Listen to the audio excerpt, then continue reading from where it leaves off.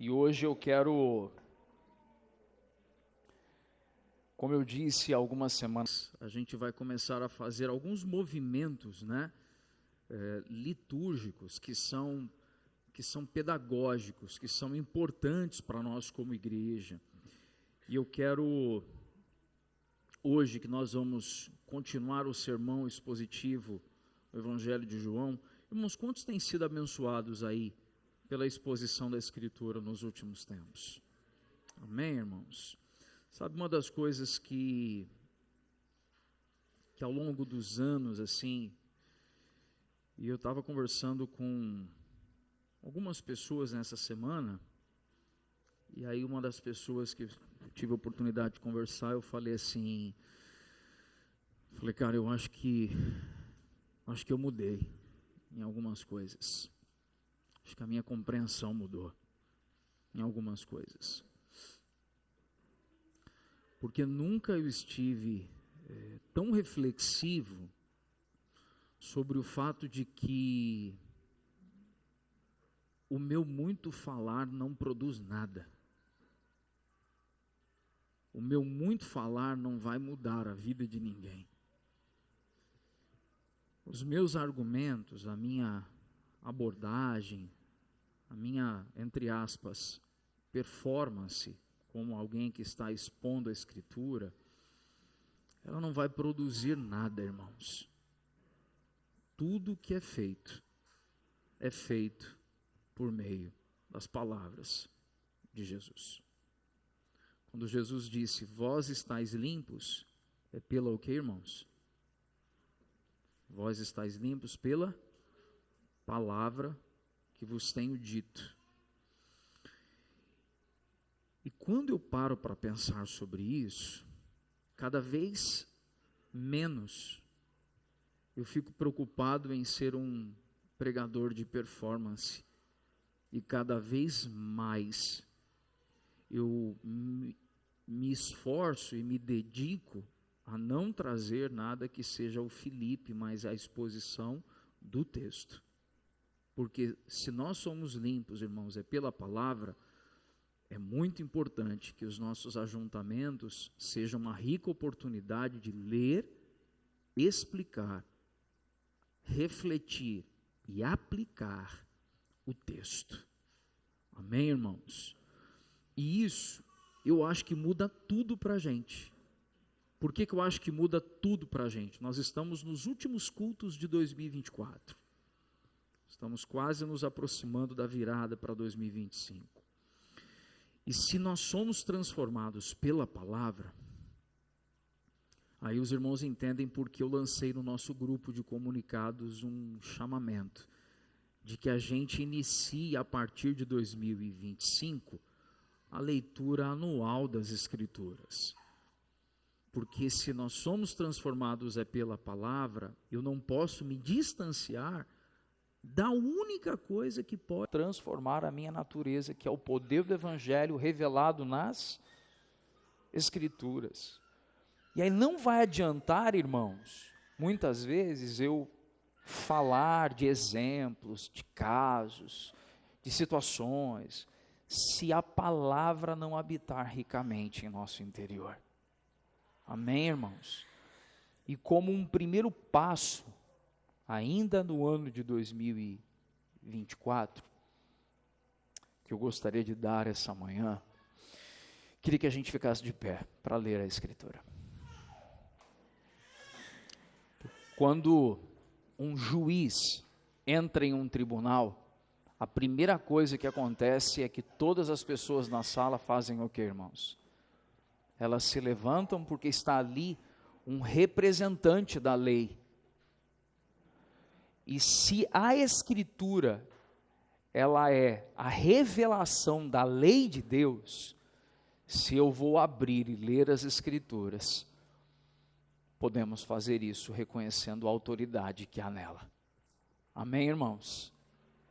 E por isso eu encorajo que a partir da próxima semana, cada um já tenha a sua Bíblia física, e possa trazer a sua Bíblia física, rabiscar a sua Bíblia física, anotar nela. Pastor, mas vai estragar talvez a textura do papel, e que bom será os seus filhos poderem consultar as suas Bíblias antigas e dizer: uau, meus pais meditavam na Bíblia.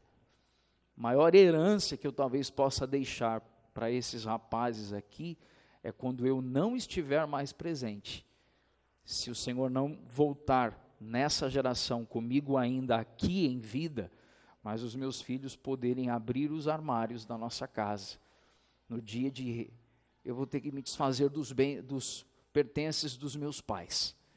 E aí quando eles pegarem as caixas com Bíblias e livros, e eles ao folhearem, observarem o que o Senhor falou com os pais deles ao longo de uma vida, irmãos.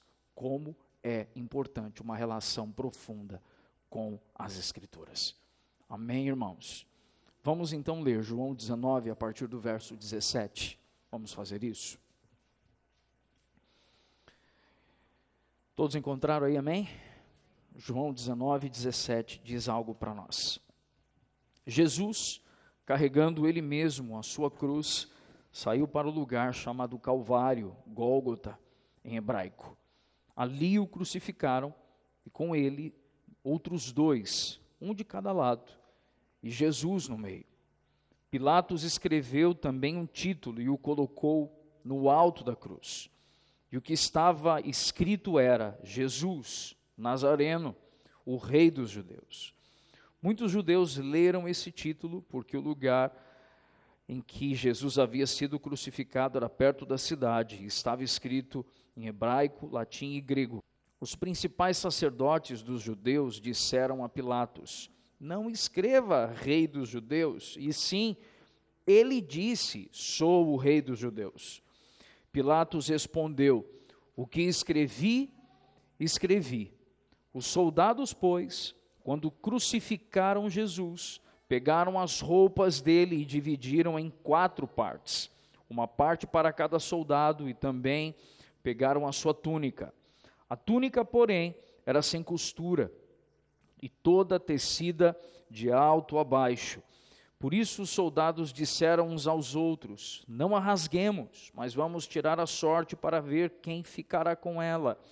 Isso aconteceu para que se cumprisse a escritura que diz: repartiram entre si as minhas roupas e a minha túnica, lançaram sortes. E foi isso que os soldados fizeram. E juntos estavam a mãe de Jesus, a irmã dela, Maria, mulher de Clopas, e Maria Madalena. Vendo Jesus, a sua mãe, e junto dela o discípulo amado, disse: mulher, eis aí o seu filho. Depois disse ao discípulo: eis aí a sua mãe. Dessa hora em diante, o discípulo a tomou para casa. Depois, vendo Jesus que tudo já estava consumado para que se cumprisse a escritura, disse: tenho sede. Estava ali um vaso cheio de vinagre. Embeberam de vinagre uma esponja e, fixando um caniço de isopo, aproximaram a esponja da boca de Jesus. Quando Jesus tomou o vinagre, disse: está consumado. E, inclinando a cabeça, entregou o seu espírito.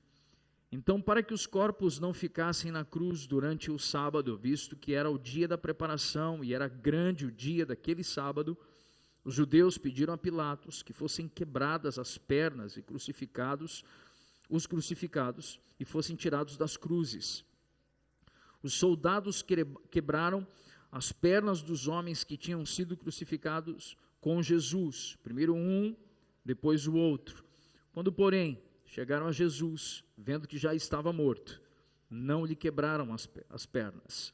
Mas um dos soldados lhe abriu o lado com uma lança, e logo saiu sangue e água. Aquele que viu isso dá testemunho, e o testemunho dele é verdadeiro, e ele sabe que diz a verdade, para que vocês também creiam. E isso aconteceu para que se cumprisse a escritura: nenhum dos seus ossos será quebrado. E outra vez diz a escritura: olharão para aquele a quem traspassaram. Depois disso, José de Arimateia, que era discípulo de Jesus, ainda que em segredo, porque tinha medo dos judeus, pediu a Pilatos permissão para tirar o corpo de Jesus. E Pilatos deu a permissão. Então José de Arimateia foi e retirou o corpo de Jesus. E Nicodemos, aquele que anteriormente tinha ido falar com Jesus à noite, também foi, levando cerca de 35 quilos de um composto de mirra e aloés. Tomaram, pois, o corpo de Jesus e o envolveram em lençóis, com óleos aromáticos, como é costume entre os judeus na preparação para o sepultamento. No lugar onde Jesus foi crucificado havia um jardim. Nesse jardim havia um túmulo novo, no qual ninguém ainda tinha sido colocado. Ali, por causa da preparação dos judeus e porque o túmulo estava perto, colocaram o corpo de Jesus. Vamos orar, irmãos, mais uma vez? Pai, como é bom estamos juntos aqui mais uma vez no nosso culto público, nesse ajuntamento dos santos, nessa assembleia solene, onde estamos, Senhor, a despeito de estarmos em um ambiente de família, um ambiente de amor, de ternura, também um ambiente, Senhor, de temor por aquilo que estamos recebendo da Tua parte, aquilo que o Senhor está produzindo no nosso... Nós temos sido, Senhor, transformados ao longo desse ano e Te damos graças por isso. Contudo, Senhor, ainda há tantas áreas em nós que carecemos de transformação. Por isso, Espírito Santo, vem avançar a obra do Teu Espírito em nós. Transforma a nossa natureza, Senhor. Transforma o nosso caráter. Transforma, Senhor, nosso modo de agir, a nossa forma de pensar. Vem, Senhor, corrigir o curso dos nossos pensamentos e emoções, que tantas vezes, Senhor, são excêntricos, são orgulhosos, soberbos e obstinados, e vem produzir em nós, Pai, o mesmo sentimento que houve em Cristo Jesus. E agora, Senhor, em que estamos aqui nos aplicando a meditar nas Sagradas Escrituras, que possamos ter, Pai, que tenhamos um coração quebrantado, uma mente atenta e ouvidos desobstruídos para compreender aquilo que o som da Tua voz está falando ao nosso coração, Pai. Vem, Pai, e arranca de dentro de nós, Pai, toda a inquietude, toda a agitação, toda a ansiedade, Pai. Assim como a Tua palavra nos diz, Pai, que no fim dos tempos os homens seriam arrogantes, soberbos, orgulhosos, seriam jactanciosos, amantes de si mesmos, não amariam a sã doutrina e teriam comichão nos ouvidos, Pai, que são ouvidos que se agitam com aquilo que é ouvido, mas não absorvem aquilo que está sendo compartilhado. Senhor, que não sejamos esse tipo de gente, mas que sejamos como aqueles que, segundo João 10, ouvem a voz do Supremo Pastor e o seguem. Que sejamos esse tipo de gente, Senhor, em nome de Jesus. Amém, Senhor. Amém, irmãos. Podemos nos assentar, mantenha, como a gente tem ensinado, como a gente tem dito aqui, mantenha a sua Bíblia aberta, para que nós possamos, à medida que avançamos a exposição, você ir observando. Amém? Conforme nós abordamos, irmãos, na semana passada, nós encerramos a mensagem. Na verdade, o ponto-chave foi: Jesus padeceu sob Pôncio Pilatos. Nós fechamos a mensagem quando Jesus, após ser inquirido por Pilatos ali, ser aquele trâmite entre Anás, Caifás, os religiosos, ser apresentado a Herodes, a Pilatos, volta para Pilatos ali e tal, nós vemos que Jesus foi então entregue para ser conduzido para a crucificação. Amém, irmãos? Nós estamos iniciando agora do verso 19, do capítulo 19, dos versos 17 ao verso 42, onde a ênfase aqui é todo o caminho durante a crucificação. E ontem, irmãos, a gente teve um tempo com alguns irmãos na tarde, depois eu corri para casa para finalizar a digitação do sermão, e E já era um pouco mais tarde, eu estava ali falando com o Senhor, orando, eu falei: Pai, nós não queremos apenas um relato histórico e processual de como foi a crucificação.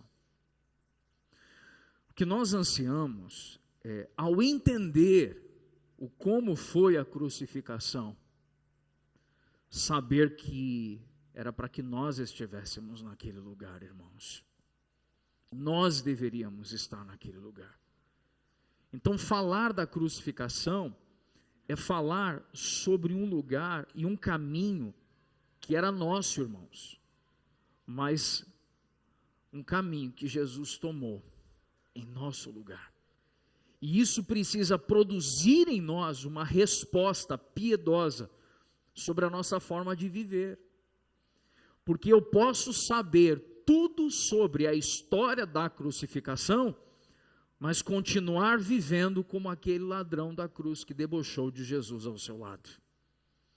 Ou eu posso, ao compreender o caminho que Jesus assumiu na rota da crucificação, me dizer: Senhor, de fato eu reconheço a minha miséria, e eu quero ser como aquele outro ladrão que, reconhecendo a sua miséria, pediu por misericórdia.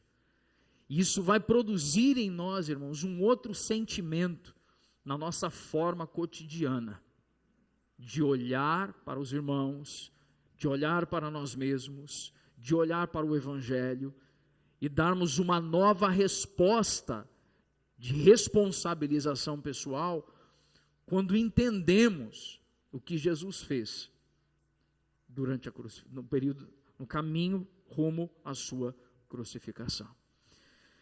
O credo apostólico, irmãos, eu quero começar aqui com uma expressão que é até a morte e morte de cruz. Então, a mensagem dessa manhã, no texto exposto de João 19, a segunda metade, nós vamos enfatizar isso. Até a morte e morte de cruz. O credo apostólico declara sem rodeios: foi crucificado, morto e sepultado. São 3 acontecimentos que foram descritos em João 19, de 17 a 42. E nós devemos compreender esses momentos não apenas do ponto de vista histórico, mas também do ponto de vista doutrinário e do ponto de vista atitudinal, com a resposta que nós daremos ao compreender isso. Então eu quero enfatizar aqui algo. Quantos aqui já ouviram o credo apostólico aqui? Alguém aqui já ouviu o credo apostólico ou não?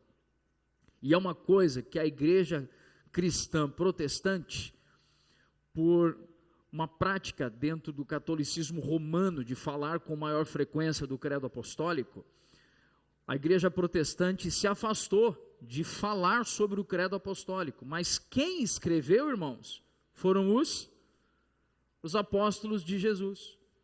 Então eu, como um cristão protestante, eu posso e devo ler e ter ideia do que significa o credo apostólico como alguns pilares essenciais do Evangelho de Jesus, irmãos, para nós. E eu quero ler o credo apostólico. Nós vamos colocar aqui para os irmãos depois esse esboço. Nosso grupo, para os irmãos terem acesso, e tem um link de uma aula do professor Franklin Ferreira, um professor de teologia, e ele tem ali, inclusive, nessa reportagem, por que evangélicos devem conhecer o credo apostólico. Amém, irmãos? E eu gostaria que os irmãos depois clicassem, escrever um livro sobre isso. É porque, na verdade, o artigo é uma síntese, né? Ele só é uma síntese sobre isso. E é uma coisa que nós temos abandonado, que a igreja do primeiro século deixou para nós. Amém, irmãos? Então eu quero ler aqui o credo apostólico. Creio em Deus Pai, Todo-Poderoso, Criador do céu e da terra. Creio em Jesus Cristo, seu único Filho, nosso Senhor, o qual foi concebido pela obra do Espírito Santo. Nasceu da Virgem Maria, padeceu sob o poder de Pôncio Pilatos, foi crucificado, morto e sepultado, ressurgiu dos mortos ao terceiro dia, subiu ao céu, está assentado à direita de Deus Pai Todo-Poderoso, de onde há de vir para julgar vivos e mortos. creio no Espírito Santo, na Igreja Santa e Universal, na comunhão dos santos, na remissão dos pecados, na ressurreição do corpo, na vida eterna. Amém. Amém, irmãos? A ênfase da mensagem dessa manhã, nós vamos falar sobre uma frase do credo apostólico.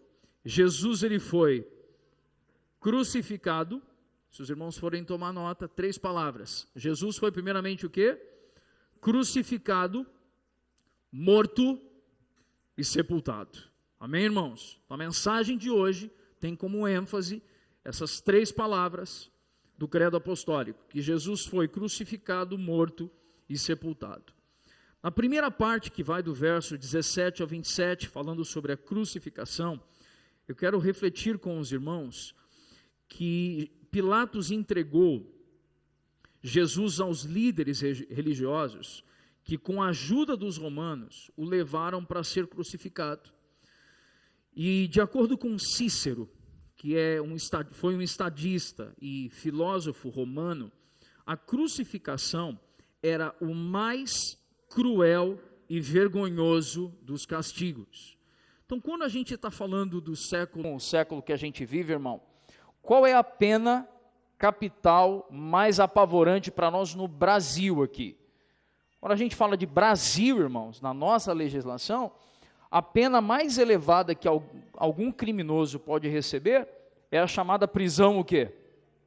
Perpétua, que inclusive a prisão perpétua não é perpétua, e nós entendemos, e ela inclusive não é uma exposição pública, ela é uma exposição que é feita de modo privado, onde a correção de um criminoso, nós não vemos a pena que esse criminoso está recebendo. Por isso esse estadista romano e filósofo Cícero, quando ele fala sobre a crucificação no seu tempo, ele fala assim: a crucificação, ela não era apenas um método corretivo. A crucificação era o mais alto grau de exposição pública, a fim de produzir vergonha para aquele ali sendo crucificado, e também produzisse nas pessoas que estão vendo a obra da crucificação o medo de se tornarem infratores da lei. Os irmãos compreendendo até o momento? Amém ou não? É provável que a crucificação, irmãos, um dado curioso para nós, tenha se originado entre os persas ou os fenícios, mas foi usada particularmente pelos romanos. Inclusive a gente sabe que o Império Romano, ele cresce de modo avassalador sobre a terra, se espalha na Europa, na Ásia. Um dos motivos é porque eles adotaram uma forma de governo, uma forma de tratar a cultura da época, que nós chamamos de helenismo. O que era isso? Eles não reprimiam os povos em sua própria cultura e religião, desde que eles aceitassem o governo de César. Então, quando o imperador romano, quando os soldados romanos, então, eles conseguiam invadir um território, eles não anulavam completamente algumas coisas que aconteciam naquele lugar, e muitas vezes eles incorporavam isso às suas práticas. E o que nós estamos vendo é que, historicamente, a crucificação muito provavelmente teve origem entre 2 povos, ou persa ou fenícios, mas foi especialmente usado pelos romanos. Agora, olha que interessante, se não teve origem em Roma, então era incomum que um soldado, que um cidadão romano fosse então punido por meio da crucificação. Não era parte do Estado romano, da legislação romana, incluir a crucificação como uma forma de correção. Entretanto, eles incorporam isso e assumem como uma pena capital reservada aos criminosos mais sórdidos, especialmente aqueles que instigavam insurreições. Irmão, o que é uma insurreição? Tem uma outra palavra, inclusive, que é parecida com essa. Insurreição é sinônimo de insurgência, que está falando de levantar algum tipo de revolta, algum tipo de rebelião. E como nós sabemos que o romano, ele recomendava o que a gente chamaria de governadores para regiões ali dentro do império, qualquer pessoa de algum povo que insurgisse contra o Império Romano, uma forma muito comum de reprimir e impedir essas insurgências de ganharem força, era chamar essas pessoas, tratá-las como criminosos e exporem essas pessoas onde, irmãos? Na cruz. Os irmãos estão entendendo então o que era a crucificação, irmãos?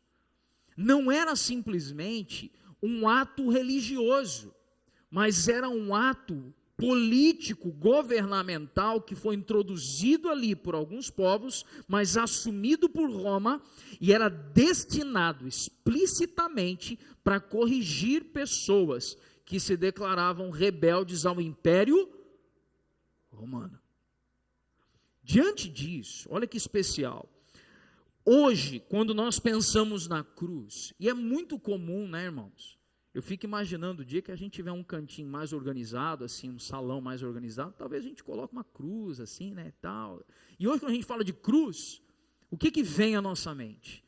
Quando a gente fala de cruz, a gente pensa em símbolo de glória e vitória. É ou não é verdade, irmãos?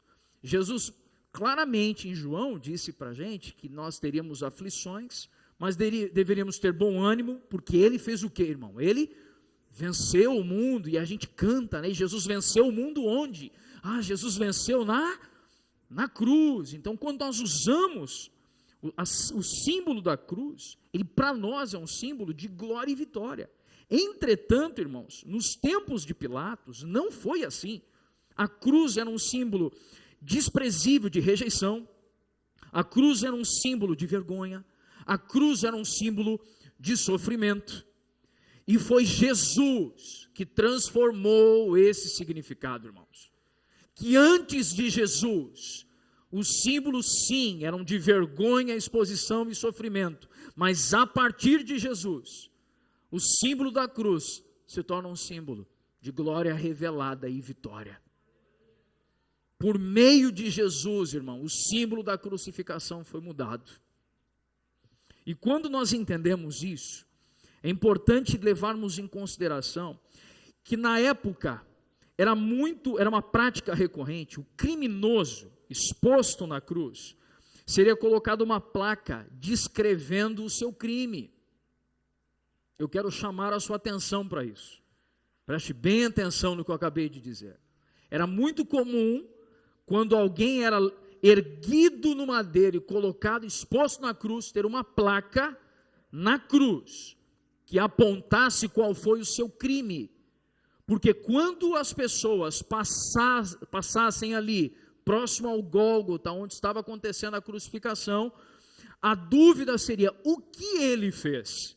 E ao olhar a plaquinha, eles então entenderiam o que aquele homem tinha feito, a então ter sido levado à crucificação. E segundo nós lemos em João 19, Pôncio Pilatos mandou colocar uma placa onde Jesus estaria sendo erguido no madeiro.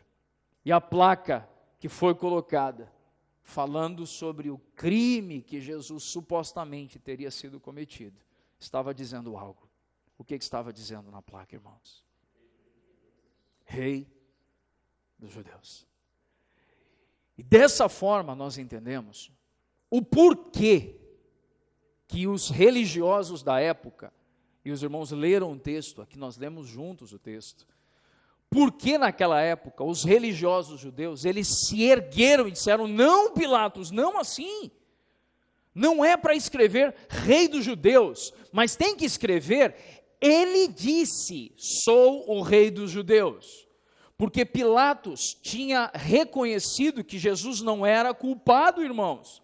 Pilatos tinha assumido publicamente que Jesus era o que, irmãos? Inocente. Então Pilatos agora, de forma sádica e irônica, para enfrentar inclusive o sistema religioso judaico, ele coloca assim, ó, esse daqui é o rei dos judeus. E aqueles homens dizem: não é para dizer que ele é o nosso rei, porque eles tinham dito antes: nós só temos um rei, só temos a César. Lembram disso, irmãos? Então, quando Pilatos põe isso, Foi um ato, inclusive, político de Pilatos de reprimir os religiosos judeus que estavam sendo altamente cruéis. E eles disseram, não, por favor, coloca ali na verdade. E ele disse, porque nós não o reconhecemos como rei. E isso me faz lembrar quando na Escritura diz que ele veio para os seus, e os seus não o receberam. E quando vemos esse cenário, irmãos, nós percebemos que em seu evangelho, em seu evangelho, João, ele está apresentando a dimensão global da obra de Cristo. Sem se dar conta, quando Pilatos preparou esse título, Rei dos Judeus, é como se Pilatos tivesse preparado um folheto evangelístico. Por quê? Porque havia ali no Gólgota, naquele momento, quantas pessoas sendo crucificadas segundo o que está descrito. Historicamente pode até haver divergência, mas segundo o que está descrito, nós temos quantas pessoas levantadas ali, irmãos? Nós temos 3 pessoas. E curioso, Jesus estava onde? No meio. De um lado havia um ladrão, de um outro lado havia outro, de um lado havia um criminoso, do outro lado havia outro criminoso.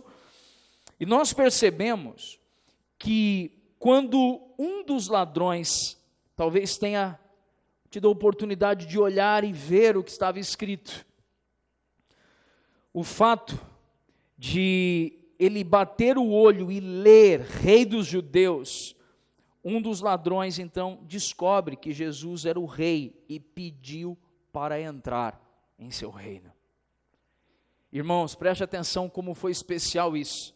A plaquinha que era o suposto crime de Jesus estava dizendo que Jesus, o Rei dos Judeus, e um homem, um criminoso, alguém que viveu de forma impiedosa, bate os olhos e diz: se você então está sendo punido por ser Rei dos Judeus, eu quero muito que você me permita, por misericórdia, entrar em seu reino.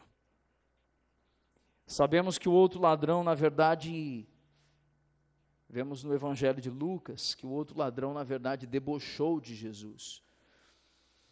Mas um deles, inclusive, faz a gente pensar sobre a importância de compreendermos que Jesus é o único meio de entrar no reino de Deus. Em Hebreus está dizendo que Jesus é o único mediador entre quem, irmãos? Entre Deus e os homens. Por isso, inclusive, quando nós falamos sobre apologética cristã, o que é apologética? É a defesa da fé cristã. Não podemos, óbvio, irmãos, não é nossa intenção como cristãos, nós entrarmos em embates, em mesas que as pessoas não querem falar sobre Jesus e ouvir sobre Ele. Não nos cabe entrar em embates onde as pessoas só querem debater religião, mas também não podemos anular a nossa fé quando ouvimos que todos os caminhos levam a Deus. Não, irmãos, a saber, só há um mediador entre Deus e os homens, Cristo Jesus, homem. Cristo Jesus, o que eu disse? Homem, porque ele assumiu a forma humana para abrir para nós um novo e vivo caminho de volta para o Pai. Amém, irmãos? Avançando no nosso compartilhar, é importante compreendermos que hoje em dia, quando nós falamos sobre punição de criminosos, é feito em secreto. Naquela época foi feito de modo público. E que era uma festa que estava se aproximando, era uma semana de festividade, a festa da Páscoa. E Jerusalém estava abarrotada de visitantes. Agora preste atenção em uma menção aqui, irmãos, que as execuções eram realizadas fora da cidade, em um local onde muitas pessoas passavam. Visto que Jesus era bastante conhecido, seu julgamento então deve ter sido alvo de muitas discussões. Quando nós falamos sobre o lugar, o Gólgota, se você pegar um mapa de geografia bíblica, quem gosta dessas coisas é mais o Rafa, de mostrar os mapas, né, e colocar ali os pontos e tal. Nós vemos que havia ali a parte central da cidade, onde estava o templo, e na região externa da cidade é onde tinha essa região do Gólgota. Por quê? Porque nós sabemos que uma lei cerimonial dos tempos de Moisés é que durante as festas sagradas não se poderia tocar um corpo morto. Não, aquela pessoa seria considerada impura. Os irmãos lembram disso, amém ou não? E por isso então, para que ninguém fosse exposto ao risco de ser tratado como impuro por acidentalmente ter tocado um corpo morto, a obra de crucificação sempre seria feita para onde? Na área externa da cidade. Só que, curiosamente, se você olhar os mapas, você vai perceber que era uma região próxima às estradas de acesso a Jerusalém. Ou seja, pessoas que entrassem e saíssem da cidade, imagino que ao levantar os olhos, veriam ali o ambiente de crucificação, e isso produziria para possíveis insurgentes um nível de temor suficiente para reprimir qualquer tentativa de revolta nos períodos da festa da Páscoa. Quantos estão compreendendo até o presente momento, irmãos? Amém? Nós percebemos que quando Jesus ele toma a cruz, ele vai caminhando ali com a cruz, ele chega àquele lugar, ele percebe que está na sua frente Maria, sua mãe, mas também estão ali outras 3 mulheres, a irmã de Maria, a esposa de Cleopas e Maria Madalena, e quem está presente ali? João, o discípulo amado. E Jesus, quando vê isso, Jesus ele dá uma recomendação, irmãos, tanto para Maria, sua mãe biológica, quanto para João. E a recomendação foi que Maria pudesse confiar em João e que João assumisse os cuidados com Maria. E é curioso nós percebermos, irmãos, por quê? Nós não sabemos, não há um relato na Escritura, se João tirou Maria de lá, imediatamente a levou para casa. Mas conseguimos imaginar essa cena. Amém ou não, irmãos? Uma mulher vendo seu filho sendo tremendamente machucado e exposto, é possível sim, mas não afirmaremos isso por não termos de modo claro exposto isso na Escritura. Agora, acerca disso, é tão curioso o cuidado de João com Maria, porque nós vemos relatos de que Maria também perseverou esperando a chegada do Espírito Santo no dia de Pentecostes, praticamente 50 dias após a festividade da Páscoa. E acerca disso, Hernandes Dias Lopes fez um comentário em seu livro, Expositivo de João. Hernandes diz algo curioso para nós aqui, para nós refletirmos. Satanás sempre desviar Jesus da cruz. Agora, ele dá a sua última cartada. O povo gritou para Jesus salvar a si mesmo. Está descrito ali em Marcos 15:30, para quem quiser anotar. Marcos 15:30. E os principais sacerdotes e escribas disseram-lhe: desça agora da cruz o Cristo, o Rei de Israel, para que vejamos e creiamos. Então nós vemos, irmãos, o Hernandes aqui nos trazendo à memória que tanto os religiosos da época ali, quanto o povo, estavam dizendo: se você é o rei dos judeus, desce daí, sai dessa cruz. E Hernandes continua dizendo assim: se Jesus salvasse a si mesmo, não poderia salvar-nos. Se ele descesse da cruz, nós desceríamos ao inferno. Você ouviu isso, irmãos? Se Jesus salvasse a si mesmo, nós não seríamos salvos.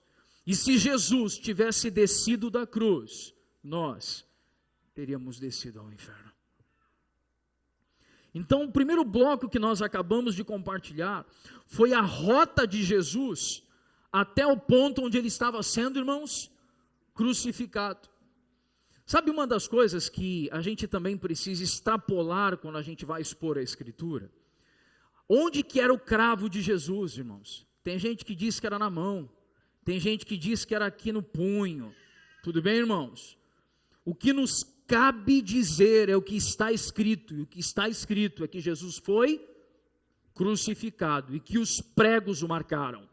Seja no punho, seja na mão, Jesus foi marcado por aqueles pregos, irmãos. Amém? Sabe o que é importante nós encorajarmos os irmãos a isso? Senão nós nos prendemos a alguns detalhes que são culturais e perdemos os princípios espirituais. E os princípios espirituais englobam que Jesus foi marcado para que nós pudéssemos hoje ser poupados da crucificação. Amém, irmãos? Nós temos que ter em mente aqui também algo, que a gente precisa trazer a cronologia das coisas. Nós lemos semana passada, na verdade na retrasada, que Jesus tinha sido esbofeteado por um servo de Anás, Jesus tinha sido açoitado pelos soldados romanos, exposto no pretório perante Pôncio Pilatos. Então Jesus já estava em dores, teve que pegar ali o pedaço de madeira que seria usado na crucificação. Sabemos que um homem no meio do caminho foi designado para auxiliar Jesus, que Jesus já estava fisicamente debilitado. Então quando Jesus chega num ponto aqui de olhar João e a sua mãe Maria, o apóstolo João e a sua mãe Maria, quando Jesus chega nesse ponto, ele já está em agonia extrema. Jesus já está ali, irmãos, sangrando. Jesus já está ali com a sua vida desfalecendo. Nós temos agora a segunda parte da mensagem que vem. Quais foram as 3 palavras que nós dissemos? Queríamos enfatizar hoje. Jesus, ele seria primeiramente o quê? Crucificado, depois morto e por fim sepultado. E a segunda palavra que fala sobre Jesus ter sido morto. É muito importante nós respondermos uma pergunta em nosso coração. Nós precisamos responder uma pergunta em nosso coração, irmãos. E eu quero muito chamar você para essa reflexão, irmãos. Quem matou Jesus? Quem matou o Filho de Deus? Porque o como respondermos essa pergunta, irmãos, vai definir o nosso modo de viver. O que você responderia sobre quem matou Jesus? Quem matou Jesus, irmãos? Não foram os romanos. Jesus não foi ferido pelos romanos. Jesus não foi ferido pelos religiosos. Aqueles religiosos e aqueles soldados romanos, eles estão representando a natureza de Adão, irmãos. Porque em Adão, a gente mata, rouba, machuca, fere. Eles são representantes da natureza pecaminosa de Adão. Por isso a pergunta, quem matou Jesus? A resposta foram os nossos pecados. Foi a nossa natureza, irmãos. Porque se nós entendermos que nós fomos feitos inimigos de Deus por causa do pecado, a gente para de terceirizar os erros que a gente comete e a gente passa a clamar mais por misericórdia. Os irmãos estão me entendendo com clareza aqui, irmãos? Porque muitas vezes, quem matou Jesus? Foram os romanos. Então a gente sempre vai tentar achar alguém pior que a gente. Foram os religiosos. Então a gente sempre vai tentar alguém mais fariseu que a gente. Mas se a gente disser, não, cara, talvez se eu estivesse vivendo há 2000 anos atrás, talvez eu estivesse ali gritando, crucifica-o e solte Barrabás. Talvez eu estivesse naquela multidão gritando aquilo. E quando a gente passa a olhar nessa perspectiva, irmãos, a gente passa a enxergar a nossa miséria. E que Jesus foi morto para nos livrar de nós mesmos, irmãos. Jesus morreu para te livrar da sua carnalidade. Jesus não desceu da cruz para você não descer ao inferno. Jesus não se salvou para um dia você estar sentado à mesa com Ele. Ele não se preservou para preservar a mim e a você, irmão. E essa consciência precisa ser derramada com profundo temor em nós. Senão nós sempre acharemos que tem gente pior que a gente. Quando na verdade nós não somos bons o bastante, senão por meio da graça que há em Cristo Jesus. Sabe, irmãos,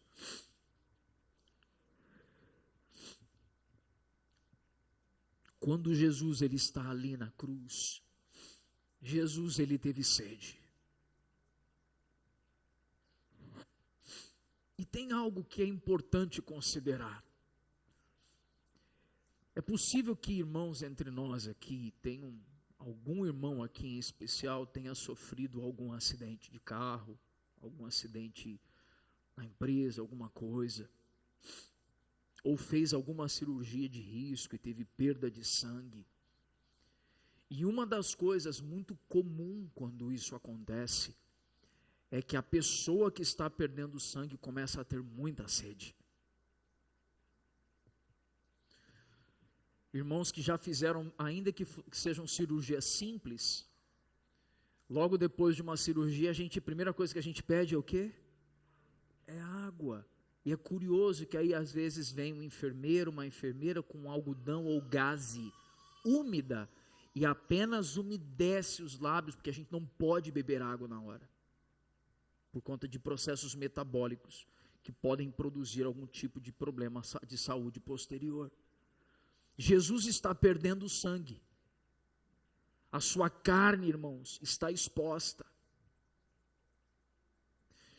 Jesus está agonizando. Nesse período, quando a sede sobrevém, a saliva começa a passar por um processo de espessamento.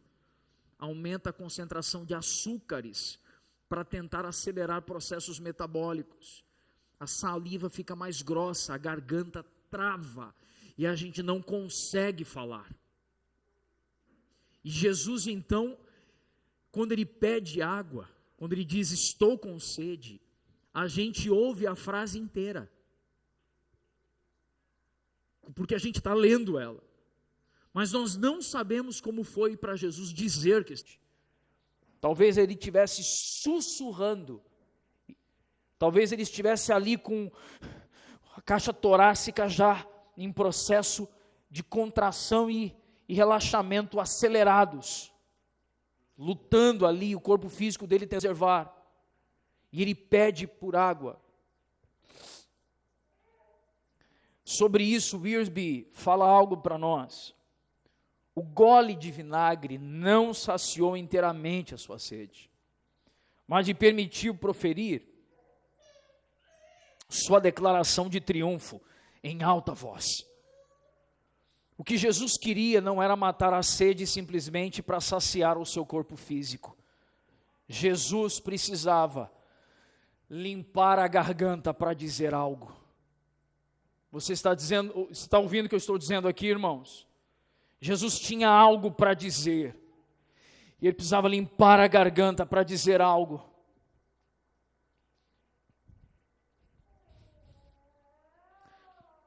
Apesar de ser verdade que os sofrimentos de Cristo haviam chegado ao fim, essa declaração dramática é muito mais profunda.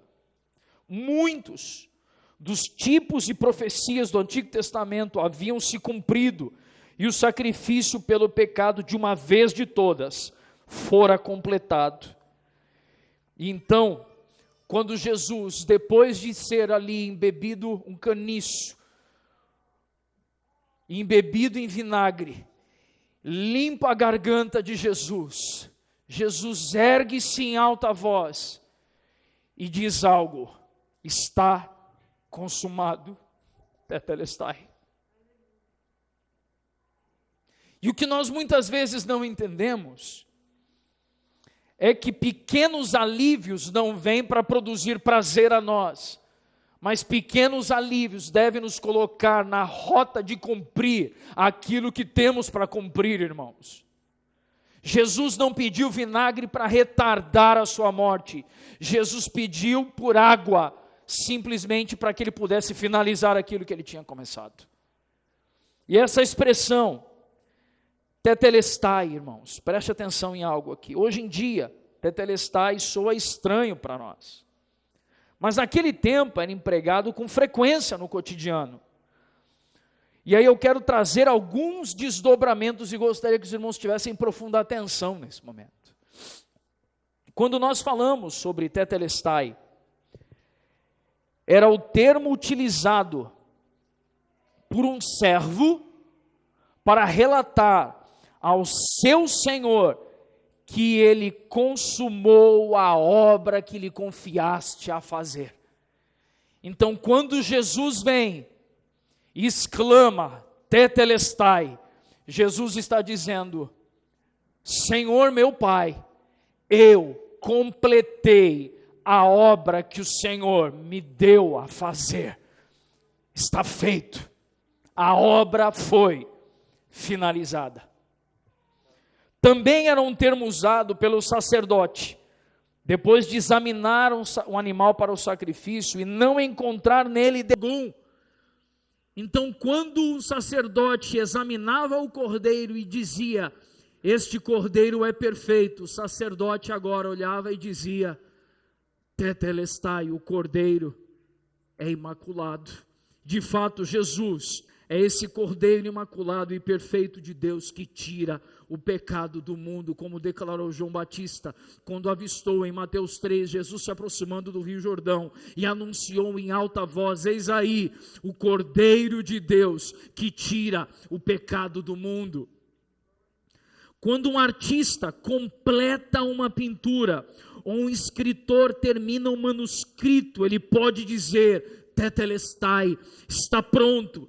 A morte de Jesus na cruz completa um cenário e um quadro que Deus esteve pintando desde antes da fundação do mundo, desde a eternidade passada, escrevendo há séculos atrás, e a cruz permite compreender, em cumprimento em Jesus, que todas as cerimônias e profecias do Antigo Testamento foram cumpridas.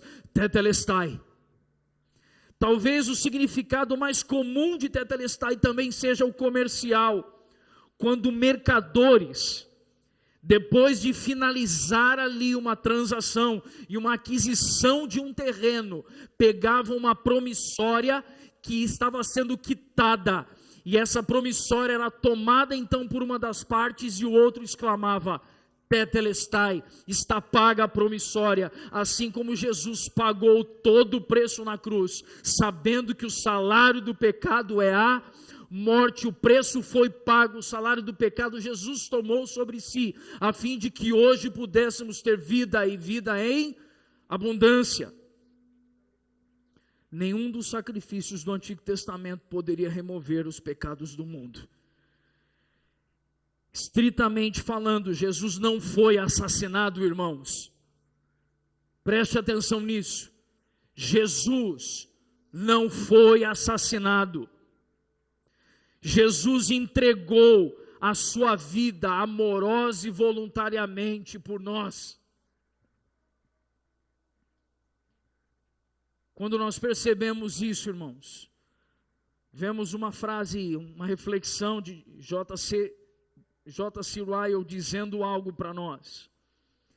Seu coração realmente cessou de bater. Ele de fato morreu. Sem dúvida, a importância desse acontecimento é imensa.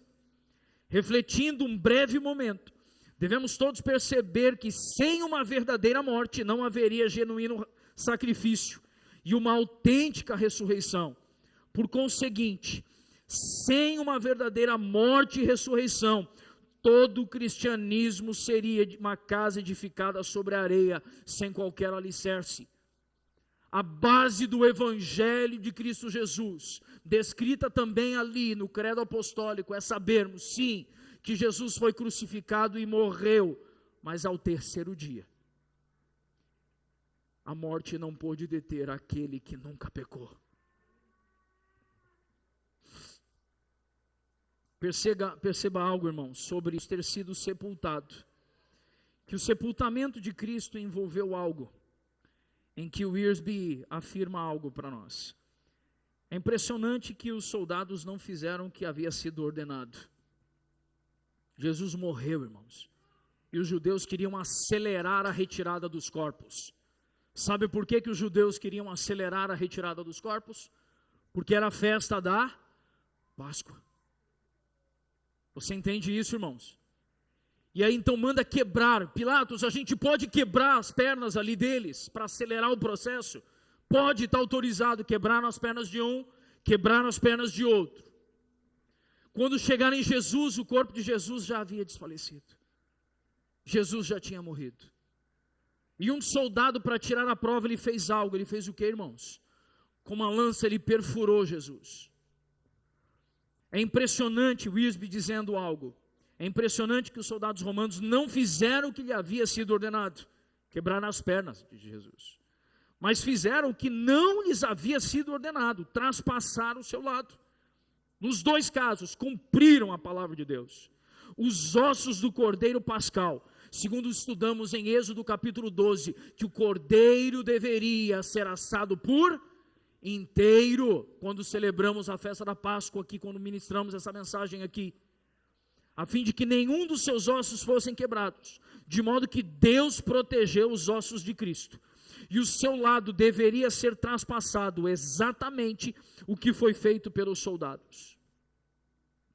E quando vemos isso, nós percebemos que tem algo precioso acontecendo. Jesus agora está morto em seu corpo físico, irmãos. E dois homens prontamente erguem as suas mãos e fazem um pedido a Pilatos. Eles pedem para fazer o que, irmãos? Para tomar o corpo de Jesus. E quando eles pedem para tomar o corpo de Jesus, foram dois homens. Quem foram esses homens? José de Arimateia. E olha quem aparece nesse momento na história, irmãos. Nicodemos.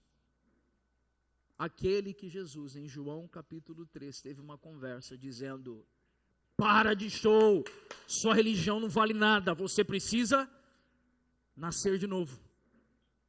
Você está preso no sistema religioso, que você precisa de um novo nascimento. E está aqui esse homem agora. Agora perceba algo incrível, precioso para nós aqui, irmãos.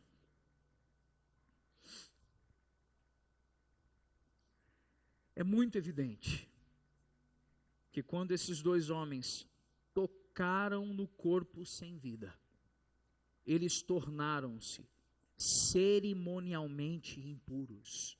E, portanto, não poderiam participar da festa da Páscoa. Agora, sabe por que esses homens assumiram tocar no corpo morto de Jesus e aceitando não para das festas religiosas da Páscoa? Que diferença faria, irmãos, para eles participarem daquela festa, se eles tinham em seus braços o próprio Cordeiro Pascal? Se eles tinham em seus braços a oportunidade de sepultar aquele que disse: eu vou morrer, vocês me verão ser tomado de vós, e depois me verão outra vez. E eles estavam ali, totalmente despreocupados com o sistema religioso, porque diante deles estava o corpo daquele que é o verdadeiro Cordeiro Pascal. Quando vemos isso, irmãos, assim, nós temos algo curioso. fechando nesse momento, que é compreendermos como foi a trajetória de Jesus até o momento de sua morte.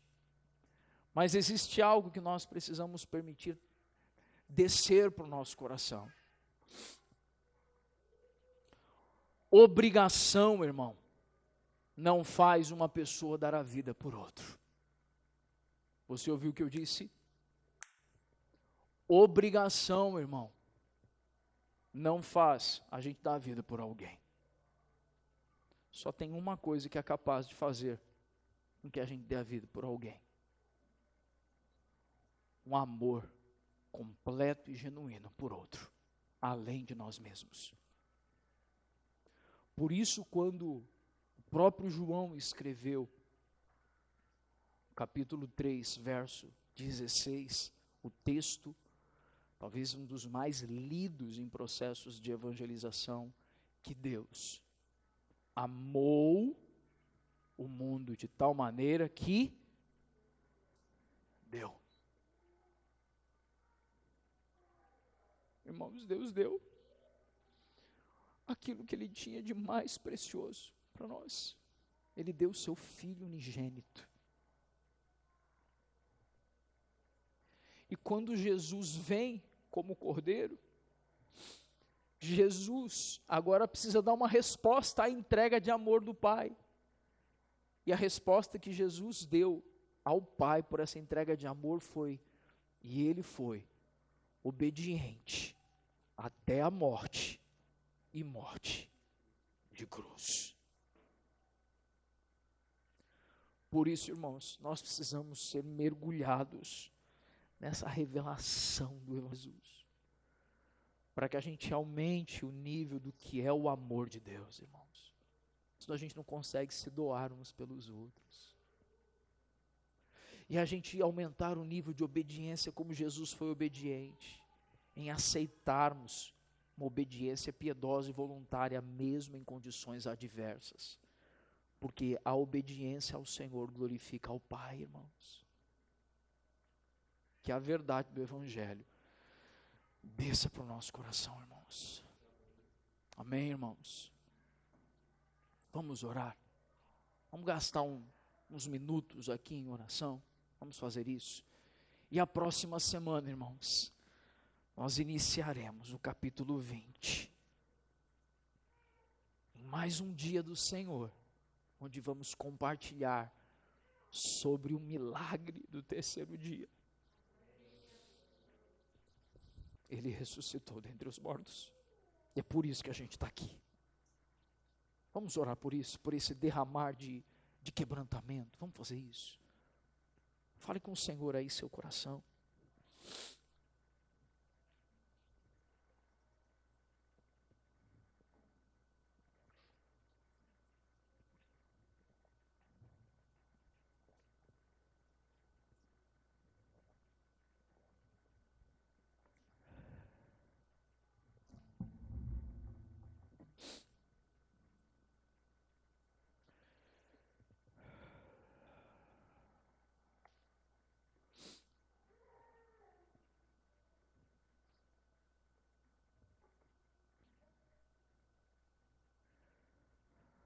Pai, como é bom estarmos aqui, juntos, o nosso coração sendo afetado pelo Senhor, Pai, pela Tua palavra.